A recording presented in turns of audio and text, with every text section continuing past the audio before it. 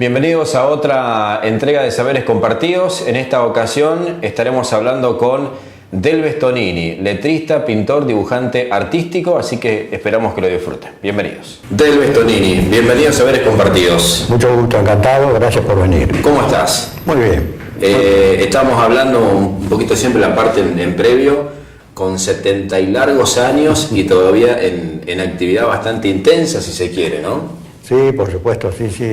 Afortunadamente, bueno, la naturaleza me ha dotado de buena salud, aparte todas las inclinaciones artísticas, ¿no es cierto? Para poder seguir desarrollando la actividad prácticamente a full como cuando había empezado, ¿no? A los 16, 17 años cuando empecé. ¿Tu actividad principal es ser letrista? Sí, letrista. Letrista, por supuesto, anexo a eso, después yo seguí haciendo los cursos, ¿no es cierto?, para dibujo comercial, publicitario, artístico, lineal, técnico, historieta.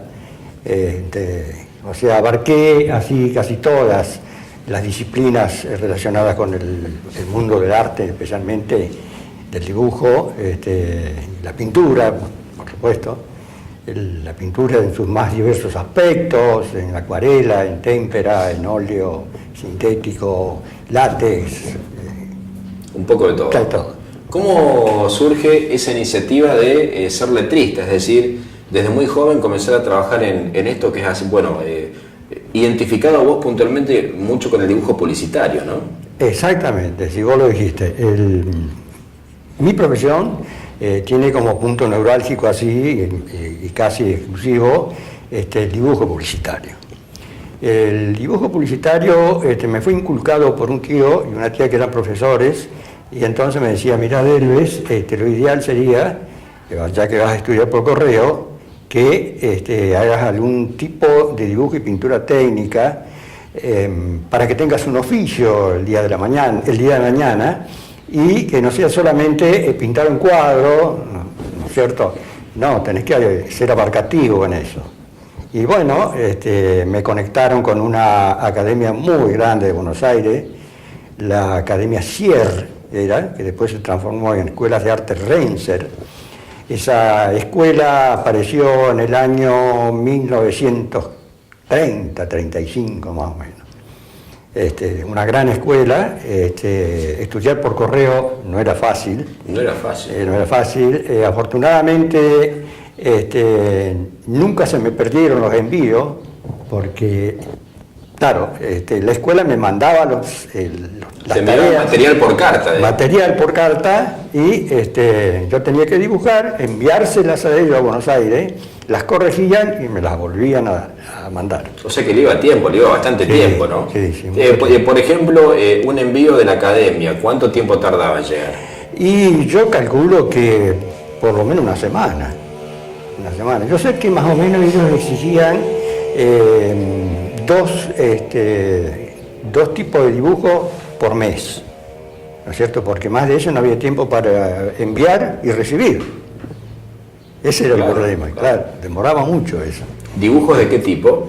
Empecé con dibujo artístico, con una tía que era profesora. Ella vivía en Felicia, el esposo también, muy buen dibujante, y ellos me iniciaron en el dibujo artístico, así, exclusivamente.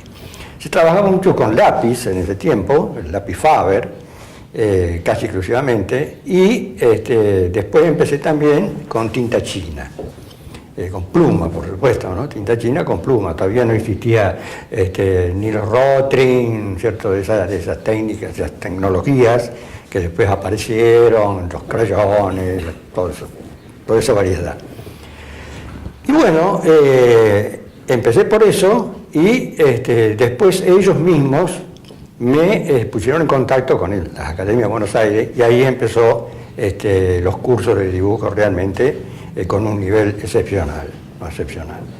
¿El ser buen dibujante es algo innato o teniendo un poco de condición después se va aprendiendo a medida que uno practica, digamos, y va incorporando técnicas, por ejemplo? Sí, muy buena pregunta, Jorge. ¿Sabes por qué?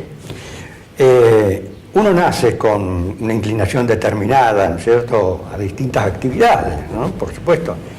Bueno, a mí me dotó la naturaleza por lo cual siempre agradezco eso, de varios ítems relacionados con el arte, pero mi mamá me contaba que yo tenía 3 años y andaba escarabochando cualquier papel que encontraba en cualquier lado, ¿no es cierto? Con carbón, con tiza, con... Claro.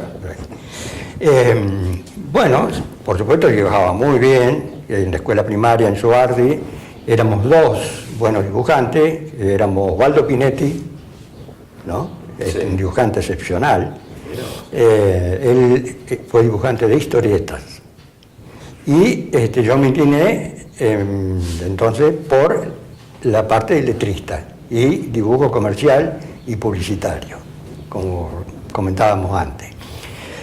El hecho de haber nacido con una determinada inclinación natural hacia una actividad determinada, no quiere decir que vos no necesites estudiar. Vos podés saber dibujar, lo que no podés saber son las técnicas para el dibujo. Pues mi papá me decía, yo tenía, más o menos cuando empecé, tenía 12 años, 11 años más o menos. Dice, ¿para qué querés estudiar si vos ya sabés dibujar?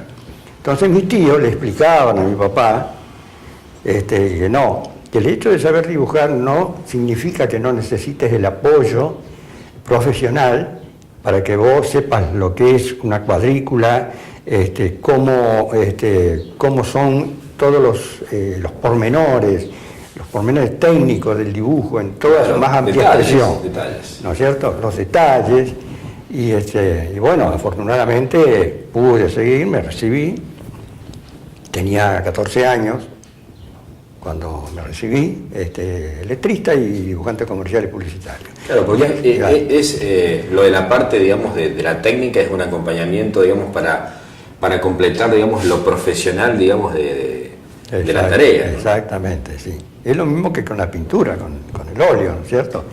En el óleo también tuve la suerte que tenía una tía que era pintora también, o sea, venimos un poco de familia, ¿no?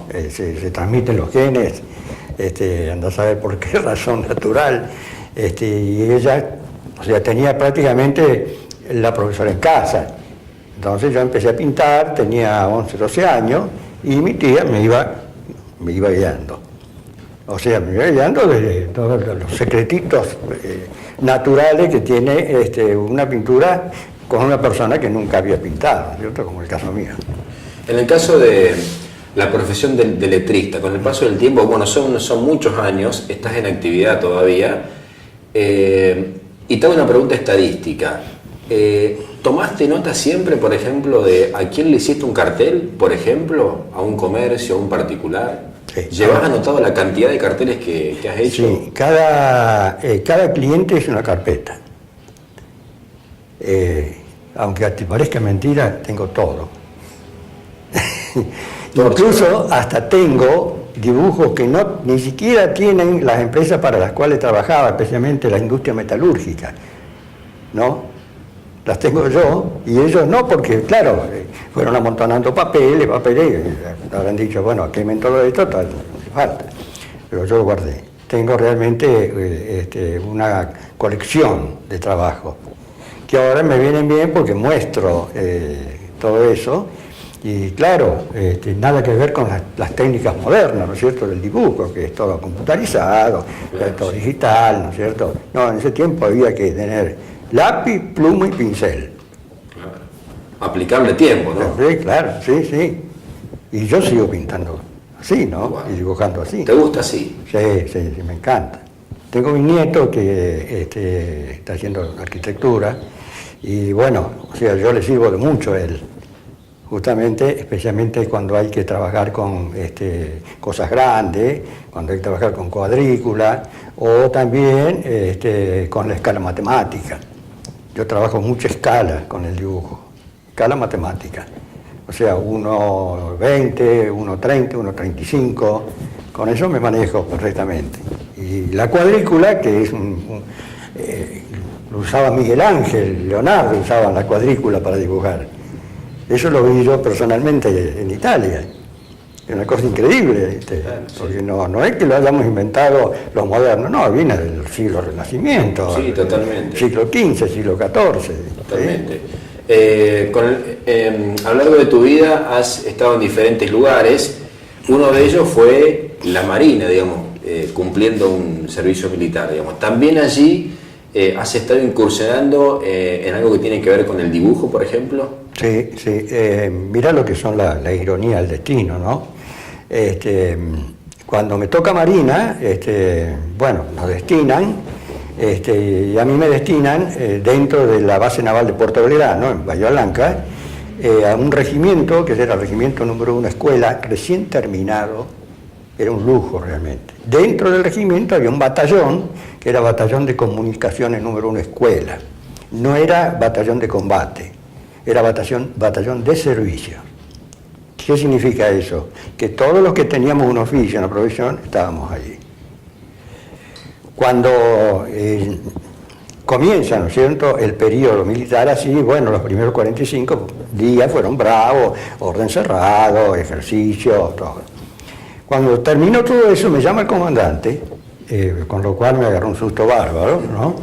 Y entonces yo ya estaba en una oficina técnica, que en ese tiempo se llamaban detales, no eran oficinas, eran detales, y dibujaba así. Entonces me llama el comandante, un teniente de navío, Héctor Araujo, un señor, era realmente para mí fue como un padre, era teniente de navío, y me hizo sentar y dice, Delves Tonini, dice, ¿sabés por qué estás acá vos? Me dice, no sé, señor, dice, yo te traje. Disculpame que no te haya podido consultar, pero yo te traje acá porque necesito un buen dibujante. Dice, seguramente vos aspirabas a otra cosa. Y entonces le digo, sí, mire, ¿no? Le digo, mire, francamente yo me anoté en la banda porque soy músico también. Oh, mejor que mejor. No, por acá vas a estar bien, vas a estar cómodo. Vas a estar en tu elemento, porque vas a dibujar. ¿Cierto? Por supuesto vas a variar, porque vas a tener planimetría, altimetría.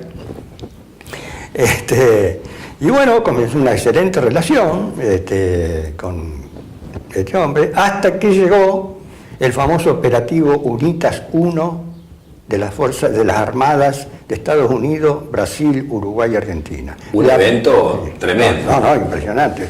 Es mundial era eso. ¿Año? Año 63. Año 63. Entonces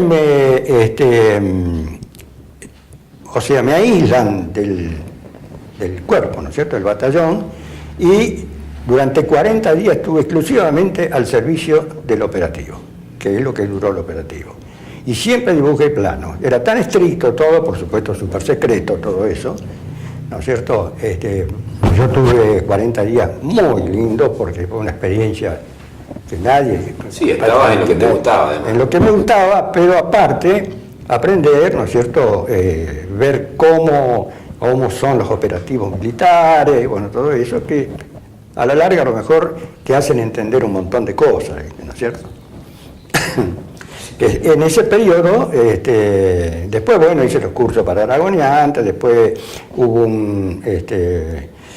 varios conatos revolucionarios en ese tiempo, eran unos golpes de Estado, pequeños golpes, así, nosotros tuvimos... Una época bastante compleja. Sí, complicada, sí, época de Aramburo, Onganía, Rojas, todos esos jefes militares. Afortunadamente, bueno, no tuvimos problemas, estuvimos acuartelados, pero no pasó de ahí.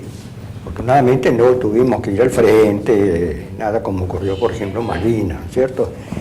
De paso, aprendí realmente lo que era hacer dibujo y planos para un operativo de esa magnitud. ¿Un operativo que tuvo qué duración? 40 días. 40 días. Sí, 40 días. O sea, estabas exclusivamente para eso, dormías, comías, sí, exclusivamente. Ellos me podían llamar, levantar a las 3 de la mañana, a las 5, a la 1, ¿no es cierto? Pero bien atendido, yo tenía personal que traía el café, que traía... No, en ese sentido, trabajar cómodo. Y arrancaste, vos decías que también estuviste en la banda, digamos, de la Marina. ¿Cuándo? No, yo me había notado. Está bien. Claro, pero al sacarme el comandante de nuestro batallón, no pude participar en la banda porque lo que yo tenía que hacer era dedicación exclusiva. Claro. Y en tal sentido, es decir, con la música ya habías arrancado en la misma época en que arrancaste con el dibujo, ¿o fue un poquito posterior? No, fue anterior. Yo arranqué con la banda Santa María de Suardi, tenía 16 años yo. Y me fui a los 21, como cumplí en enero, entonces tenía un año más o menos de retraso. Pero durante 4 años estuve en la banda de Suardi. Esa fue mi primera experiencia musical, digamos. Ahí, en ese mismo periodo, armamos un trío con Fontanesi, que todavía está en la banda con nosotros acá, y otro señor Bonaldi, que falleció ya. O sea, incursioné en la música joven, tan joven como lo era con el dibujo. ¿Lo de la música fue también ininterrumpido como lo del dibujo? Sí, prácticamente sí. Sí, porque cuando llegué de la Colimba, a los 2 años, ya mi familia ya vivía acá en Mortero, acá enfrente vivía. Ya vivía en Mortero, ya había puesto tambero en el campo, y ya empecé acá con la actividad, pero enseguida, ¿no? Y lo primero que hice acá cuando llegué fue poner una academia de dibujo. Una academia de dibujo, donde afortunadamente muchos de los alumnos que tenía fueron arquitectos, fueron ingenieros, caso Combina, por ejemplo, Brandolini, y muchas chicas y chicos de la edad, ¿no es cierto?, que no tenían en ese momento la forma de aprender a dibujar. Bueno, eso estuve 2 años y después ya me empecé a abarrotar de trabajo en mi profesión. Y tuviste que dejar. Tuve que dejar. Estamos rodeados de muchos cuadros pintados. ¿En qué época comenzás a pintar cuadros?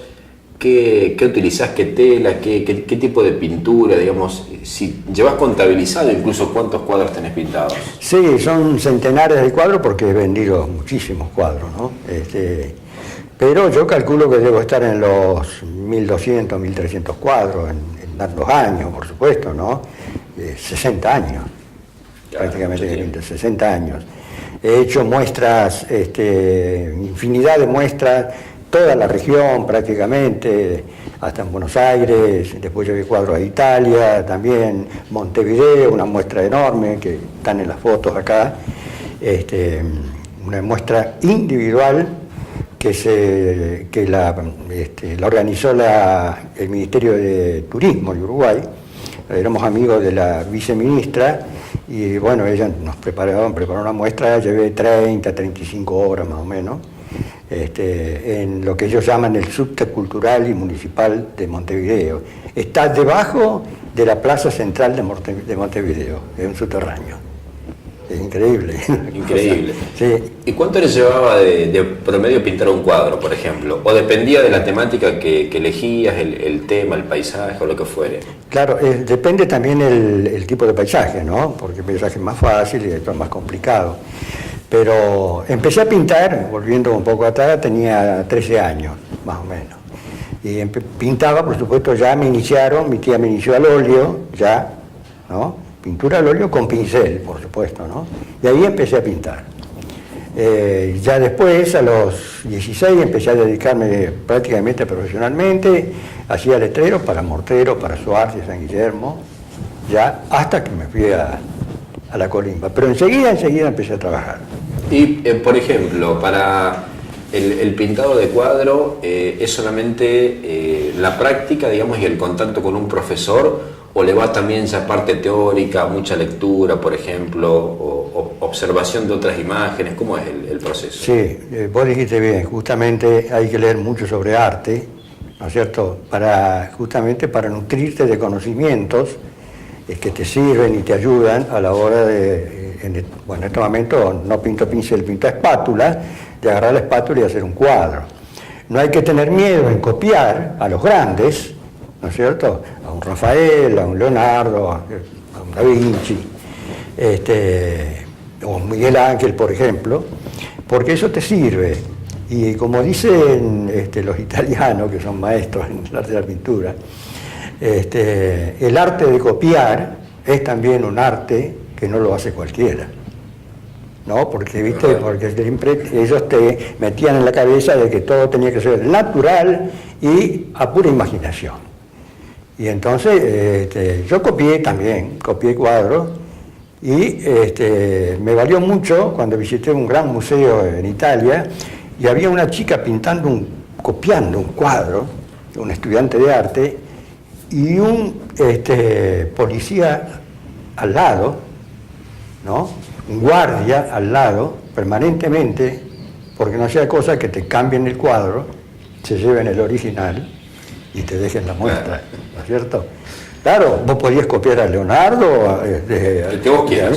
Sí. Ellos te sacaban el cuadro, lo ponían ahí, y porque esas eran las tesis para recibirse, ¿no es cierto?, en la materia, para tener una profesión en la materia.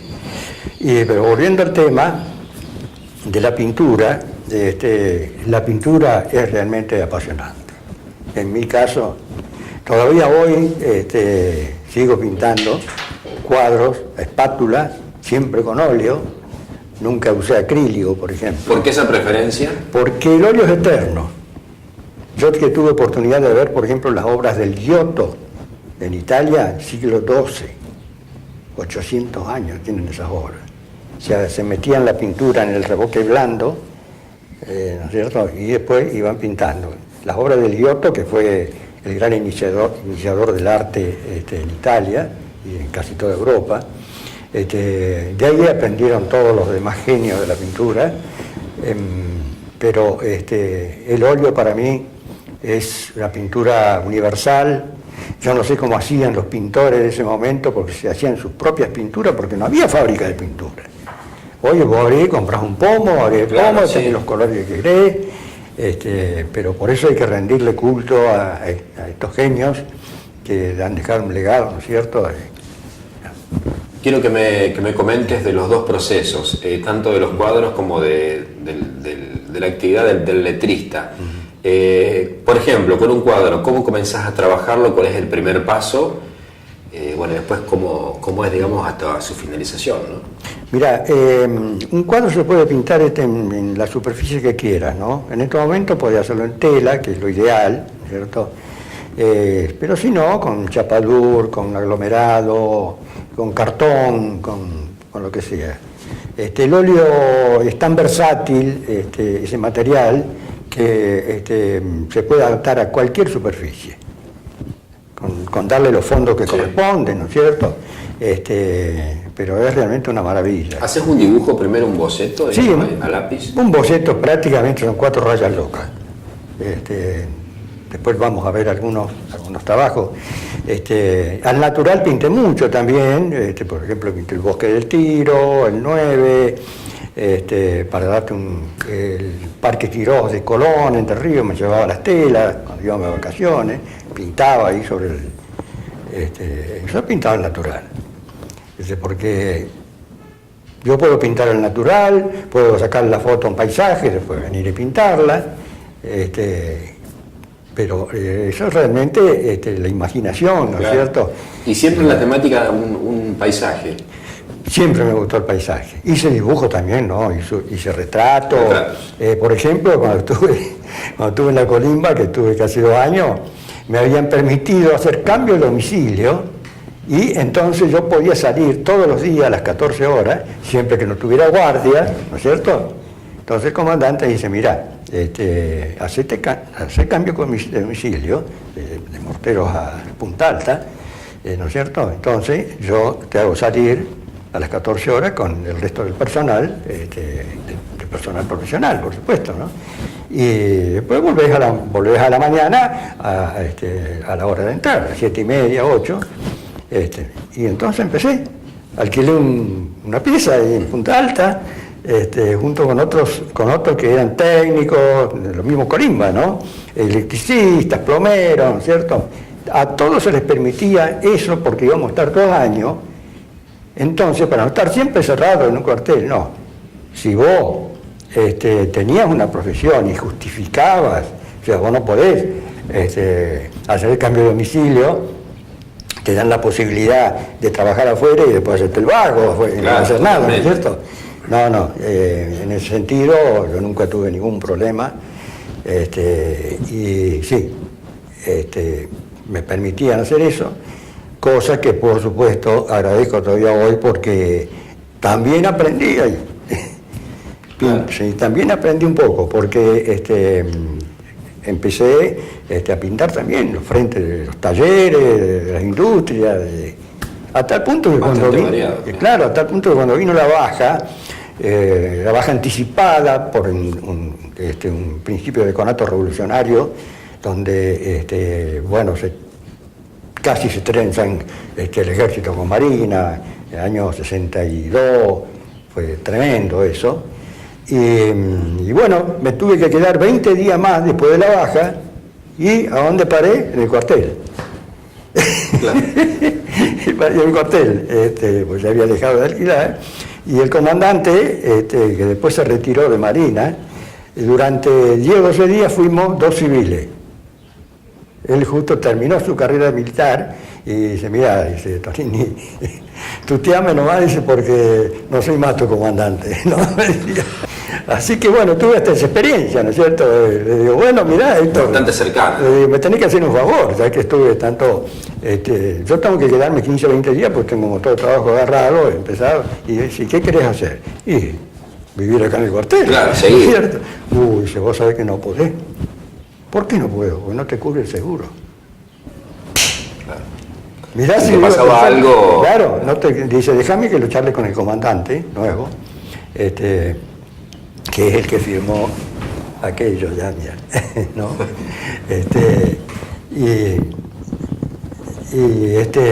Y bueno, habló, le explicó con la licitación y dice, bueno, dígale a este señor, dice, que si quiere quedarse, sí, le vamos a permitir que se quede, pero que se cuide como la guerra, que no le pase nada, claro, porque vamos a ir en cana, Héctor, vos, yo y él también. Claro, sí. ¿No? Bueno, les agradecí enormemente, y estuve 15 días en el cuartel, iba a comer con la tropa, así, después me dijeron, no comas con la tropa, comer, vos total sos cabo segundo de reserva, andá a comer a la caseta de los cabos. O sea, hasta en eso tuvieron cuidado, ¿viste? Por la duda pasara algo en el comedor. Precavido, claro. Exactamente. Y en el proceso de letrista, por ejemplo, también, ¿cómo arrancás para trabajar sobre un cartel, un escrito, un logo? Bueno, en el caso del letrista, comencé para trabajar para afuera a los 16 años, con pinceles que son aquellos allá, después lo vamos a llevar, ¿no? Y tenía que dibujar a lápiz la letra porque si no ya no podía, ¿no? Ahí empecé a hacer ya trabajo para afuera como letrista. El dibujo no tenía problema porque ya sabía dibujar y sabía pintar. El problema más serio fue la letra. O sea, ser letrista me llevó mucho más tiempo que dibujante artístico, por ejemplo. Pero sí, una vez que le tomé la mano... ¿Te pedían, por ejemplo, algún tipo de letra en especial o elegías vos puntualmente? No, tengo los álbumes, ¿no es cierto?, con mucha variedad de letras, desde la letra gótica hasta la letra común, ¿no es cierto?, la imprenta común, pero, o sea, y con el tiempo vos vas desechando algunas cosas. Por ejemplo, ahora no me hace falta dibujar la letra. Vos me decís, mirá, yo quiero una letra gótica de este tipo, bueno, yo te la hago. La haces directamente con el pincel. Ya está, ¿no es cierto? Lo que sí tengo que hacer es dibujar. Si hay un dibujo, tengo que dibujar. Claro. ¿La cursiva es más compleja de hacer? La cursiva es una hermosa letra, ¿no? Pero ya el pincel tiene la forma, como la pluma gótica, ¿no?, que son anchas de pico, así. Entonces ya te va haciendo el grosor de la letra que vos querés hacer. Por eso yo pinté siempre muchos pergaminos, ponerle los textos a los diplomas, por ejemplo, ¿no es cierto? Los libros de presentación de una institución, de un club, que cada especialidad, ¿no es cierto?, tiene su letra distinta, su color distinto. En fin, todo eso también viene por la práctica diaria. En este trabajo Es práctica. tenés que dibujar y pintar siempre. Dedicarle tiempo. ¿No es cierto? Como yo también estoy en la música, soy baterista y me gusta, toco la batería en la banda, por ejemplo, y empecé a los 15 también, ¿no? Y bueno, por supuesto que con especialidad de jazz, a mí me encanta el jazz, porque yo en la banda hago jazz yo. Y es lo mismo, tenés que tener la práctica constante, permanente, si no se endurece todo, se endurece la muñeca, se endurece los dedos, ¿no?